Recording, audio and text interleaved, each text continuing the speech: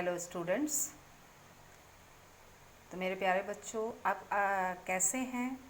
आज हम विज्ञान में केमिस्ट्री से वस्तुओं का समूहीकरण पढ़ेंगे।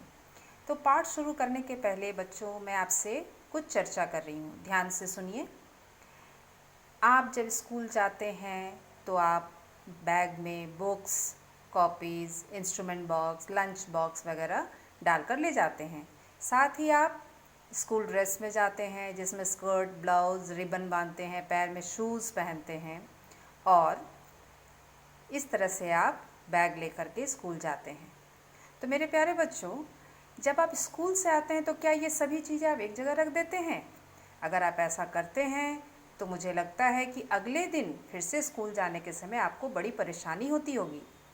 लेकिन मुझे लगता है कि आप ऐसा नहीं करते। आप जहाँ कॉपी किताब रखते हैं वहाँ आप अपना लंच बॉक्स नहीं रखते, जहाँ जूते रखते हैं वहाँ लंच बॉक्स नहीं रखते। हर चीज़ अलग अलग जगह में आप रखते हैं। मतलब आप जो अलग अलग गुण वाले अलग अलग प्रकार की वस्तुएं जो अलग अलग हैं, जैसे पढ़ने की चीज़ें, पहनने का सामान, जूते, लंच बॉक्स, सब कुछ अलग अलग एक विशिष्ट जगह में अलग अलग स्पेसिफाइड जगह पर आप रखते हैं। ऐसा क्यों करते हैं आप? तो आपको पता ही होगा, ऐसा करने से दूसरे दिन आप बहुत कम समय में बहुत सरलता के साथ समय का बचत करते हुए और परेशानी ना हो, ऐसा करने के लिए आप ये सब काम करते हैं। मैंने बहुत कम समय में और सरलता से आपका काम हो जाता है। अगर आप ऐसा नहीं करेंगे तो आप सामान ही खोजते रह जाएंगे और समय बीत जाएगा स्कूल जाने का। तो इसी कारण से वस्तुओं को उनके गुण, रूप, आकार आदि के आधार पर उनका समूहीकरण किया जाता है, ताकि काम कम समय में आसानी से हो जाए। ठीक है बच्चों? तो वस्तुओं के रूप, आकृति, गुण आदि के आधार पर वस्तुओं को अलग अलग समूहों में बांटा जाता है। यही है समूहीकरण। और समूहीकरण के फायदे क्या हैं? इससे समय की बचत होती है और काम सरलतापूर्वक हो जाता है। तो आज हम यही पढ़ेंगे इस पाठ में। तो मैं अब किताब से आपको पढ़ाती हूँ। वस्तुओं का समूहन जो है वो कई आधार पर किया जाता है। यहाँ देखो, पदार्थ। सबसे पहले जान लो पदार्थ क्या है। वस्तुएं ही पदार्थ हैं। वह वस्तु जो स्थान घेरता है वह पदार्थ कहलाता है। ठीक है? पदार्थ क्या है? जो स्थान घेरता है, जिसमें कुछ भार है, वह पदार्थ कहलाता है। तो पदार्थ के कई गुण होते हैं जिसके आधार पर उन्हें अलग अलग समूहों में बांटा जाता है। सबसे पहला गुण आपके किताब में लिखा है दिखावट, यानी एपियरेंस। मतलब कुछ पदार्थ, पहले समझ लो बात को, कुछ पदार्थ चमकीले होते हैं, उन्हें पीटने पर आवाज़ होती है, एक विशेष प्रकार की चमक होती है उनमें। और कुछ पदार्थ ठीक इसके उल्टे होते हैं, उनमें चमक नहीं होती, अगर पीटा जाए तो उनमें आवाज़, टनक के साथ आवाज़ भी नहीं होती है। तो ऐसे पदार्थ जिनमें चमक होती है, जिन्हें पीटने पर आवाज़ होती है, वह धातु कहलाते हैं। ठीक है? जैसे लोहा, सोना, तांबा इत्यादि। और कुछ वस्तुएं जिनमें चमक नहीं होती हैं और जिन्हें पीटने पर आवाज़ नहीं होता, वो अधातु कहलाते हैं। तो इस आधार पर वस्तुओं को हम समूह में बांट सकते हैं। चमकदार पदार्थों को एक तरफ और जिनमें चमक नहीं होती, जैसे लकड़ी है, कागज़ है, ये एक तरफ हो जाता है। तो ये पदार्थ का पहला गुण है दिखावट। दिखावट में क्या हो जाएगा? कुछ पदार्थों में विशेष प्रकार की चमक होती है, उन्हें पीटने पर आवाज़ होती है, वे धातु कहलाते हैं। और जिनमें चमक नहीं होती है, जिन्हें पीटने पर आवाज़ ना हो, उन्हें अधातु कहते हैं। इस आधार पर पदार्थों का समूहीकरण होता है। दूसरा गुण क्या है पदार्थों का? संपीड्यता। ध्यान से देखिए, संपीड्यता यानी कंप्रेसिबिलिटी। मतलब क्या है? कुछ पदार्थ जिन्हें तुम बड़े आराम से दबा सकती हो और कुछ पदार्थ हैं जिन्हें तुम दबा नहीं सकती हो। ठीक है? तो कुछ पदार्थ जिन्हें तुम आराम से कंप्रेस कर सकती हो, दबा सकती हो, उन्हें कोमल पदार्थ कहते हैं। और जिन्हें तुम दबा नहीं सकती हो, कठोर होते हैं, उन्हें क्या कहते हैं? कोमल का उल्टा कठोर पदार्थ कहते हैं। यहाँ किताब में लिखा है, वो भी देख लो। कुछ पदार्थ जिन्हें आसानी से दबाया जा सकता है, वो कोमल पदार्थ कहलाते हैं। जैसे मिट्टी है, आटा है गुथा हुआ, ये सब कोमल पदार्थ हो गए। और जिन पदार्थों को आसानी से दबाया नहीं जा सकता, जो कड़े होते हैं, उन्हें कठोर पदार्थ कहते हैं। जैसे पत्थर है, लकड़ी है।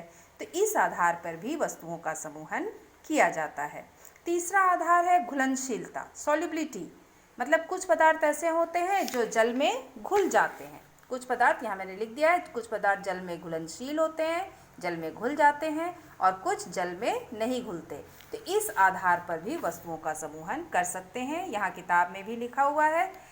ठीक है, जो पदार्थ पानी में घुल जाते हैं उन्हें जल में घुलनशील पदार्थ कहा जाता है, और जो नहीं घुलते उन्हें अघुलनशील पदार्थ कहा जाता है। ये मैं हाईलाइट कर दे रही हूँ। तो इस आधार पर भी वस्तुओं को समूह में बांटा जा सकता है। जैसे नमक चीनी पानी में घुल जाता है, मिट्टी भी पानी में घुल जाता है, लेकिन तेल जो है वो पानी में नहीं घुलता है। इसके बाद है कुछ पदार्थों को उत्प्लावकता यानी फ्लोटेशन के आधार पर भी समूह में बांट सकते हैं।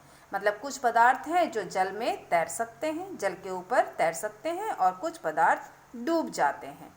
ठीक है, जैसे सूखे पत्ते, कंकड़, प्लास्टिक में तुम क्या देखोगी, सूखा पत्ता है, प्लास्टिक है, कागज की नाव है, लकड़ी का टुकड़ा है, ये सब क्या है, जल के ऊपर तैर सकता है। लेकिन कंकड़ का क्या होगा, ये पानी में डूब जाएगा। ठीक है, तो जल में तैरने वाले पदार्थ को उत्प्लावक पदार्थ कहते हैं, और पदार्थों के इस गुण को उत्प्लावकता कहते हैं। तो इस आधार पर भी वस्तुओं का समूहन होता है। इसके बाद है चुंबकत्व। कुछ पदार्थ चुंबक की ओर आकर्षित होते हैं और कुछ चुंबक की ओर आकर्षित नहीं होते। तो इस आधार पर भी हम वस्तुओं का समूहन कर सकते हैं। जैसे लोहे से बने पदार्थ, कील है, एल्पिन है, सिक्के हैं, ये सब लोहे से बने पदार्थ हैं, ये चुंबक की ओर आकर्षित हो जाते हैं। पेन, पेंसिल, ये सब, रबर, चौक, ये लोहे से नहीं बने, इसलिए ये चुंबक की ओर आकर्षित नहीं होते। तो इस आधार पर भी हम वस्तुओं को समूह में बांट सकते हैं। यहाँ लिखा है, चुंबक जिन पदार्थों को अपनी ओर खींच लेता है वे चुंबकीय, तथा जिन पदार्थों को अपनी ओर नहीं खींचता वे अचुंबकीय पदार्थ कहलाते हैं। तो लोहा, निकेल, कोबाल्ट, ये सब जो हैं ये ऐसी धातुएं हैं जो चुंबक की ओर खींच जाती हैं, इसलिए इन्हें चुंबकीय पदार्थ कहते हैं। जबकि लकड़ी, प्लास्टिक, कागज जो भी है वो चुंबक की ओर नहीं खींचते हैं, इसलिए अचुंबकीय पदार्थ हैं। उसके बाद पारदर्शिता, ये तो तुम जानती हो। ट्रांसपेरेंसी, कुछ पदार्थों के आर पार आसानी से देखे जा सकते हैं, मैंने पहले भी बताया है, उन्हें पारदर्शी पदार्थ कहते हैं। जैसे जल, वायु, कुछ पदार्थों के आर पार आसानी से नहीं देखा जा सकता, उन्हें उन्हें अपारदर्शी पदार्थ कहते हैं। ठीक है, और जैसे ओपैक, जैसे लकड़ी का दरवाज़ा, लोहा इत्यादि। और कुछ पदार्थों के आर पार देख तो सकते हैं लेकिन बहुत स्पष्ट नहीं देख सकते, तो उन्हें पारभासी या ट्रांसल्यूसेंट पदार्थ कहते हैं।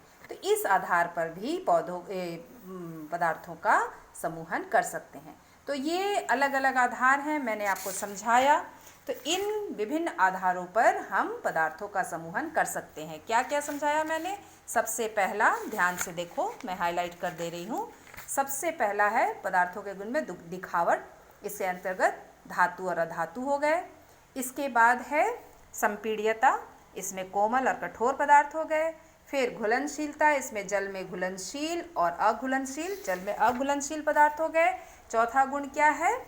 चौथा गुण है चुंबकत्व, ये उत्प्लावकता, जो जल में तैर सकते हैं और कुछ जल में डूब जाते हैं, ये एक आधार है। उसके बाद चुंबकत्व, जो चुंबक की ओर आकर्षित हो और जो चुंबक की ओर आकर्षित ना हो, चुंबकीय और अचुंबकीय पदार्थ, इसके आधार पर समूहन होगा।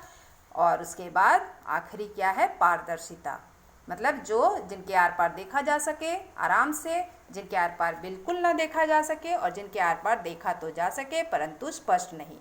तो ये सब आधार हैं जिसके आधार पर पदार्थों का समूहन किया जाता है। तो बस इस पाठ में इतना ही है बच्चों। मैंने पूरे पाठ को संक्षिप्त में आपको समझा दिया, आप ध्यान से समझिए। और आपके पास पुस्तक ज़रूर होगा, आप नोट्स तैयार कर सकते हैं। अगले विषय के साथ, अगले टॉपिक के साथ अगले वीडियो में हम फिर मिलेंगे। और बच्चों ध्यान से इस वीडियो को देखिए, समझिए, और इस पाठ को आप अपने नोट कॉपी में तैयार कर सकते हैं। God bless you children.